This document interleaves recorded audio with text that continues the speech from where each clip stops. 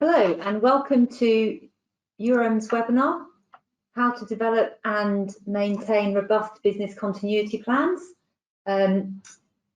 Just to recap, really what we want to address today is that question that is, are you confident that if your organisation was hit by a disruptive incident or event tomorrow, that you or your colleagues would know how to respond?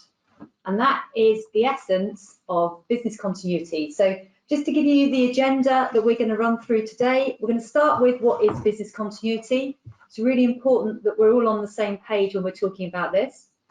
We're going to look at why have business continuity plans. We're going to look at the steps we need to run through to produce effective business continuity plans. We're then going to look at the types of plans. Do you have one plan, two plans, three plans? What plans are they? How many does your organisation need? But we'll talk about those. We'll look at the essential constituents of a plan, who should be involved in those plans and why, and finally, how to communicate, test and improve those plans. If you have any questions as we run through, then please, if you type them into the question box, if we can, we'll answer them there and then, but we intend to do a roundup at the end of any questions that have come through.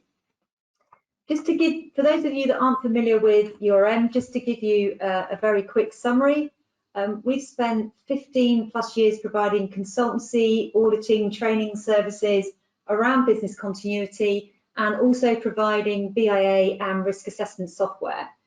We have assisted a large number of organisations from various sectors to certify against ISO 22301, which is best practice business continuity, but more importantly, and we are asked this on a very regular basis, how do I develop robust business continuity plans? So there's far more organisations that we've helped develop robust business continuity plans that have actually gone through to certification. And we're very passionate about this, and I'm going to introduce you to Phil in a moment, who is extremely passionate about business continuity. And he's going to walk us through. Phil has sat where many of you are probably sitting today saying, how do I do this in my organisation, as well as working as a consultant?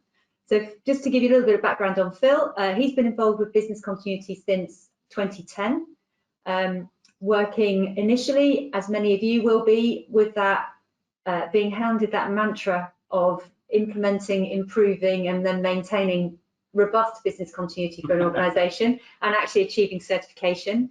And certainly for the last few years, Phil has worked with URM as one of our senior consultants, leading on business continuity. He's a BCS course trainer and he also holds the practitioner certificate in business continuity management. So he knows exactly what he's talking about. So let me hand you over to Phil. And Phil, let's start with, why do you need a business continuity plan? Why have one? Okay, thank you very much. Hello, everybody. Nice to speak with you all. And at least it's not wrong. This is one of my life passions. I'm very engaged in business continuity, and I'm really grateful to be given this opportunity to sort of talk to everybody this morning about business continuity plans, and how to develop them and ensure they're robust. So first of all, what I want to do is take you back to some basics, and I'm looking to give you a bit of a guide today, and also really the crux of it is, what does good look like, right? What does business continuity plans, what does good look like when it needs to be? So starting with that, let's go back to basics. What's business continuity? Well, it's the capability of the organisation to continue the delivery of products or services at acceptable predefined levels following a disruptive incident. Easy definition, but it's really about making sure that you're prepared and giving you that readiness for when something comes along. The creation, validation and maintenance of a plan for how an organisation will recover and restore partiality, completely interrupted critical functions within a predetermined time after a disaster or extended disruption is the bit that we need to know when it comes to planning. That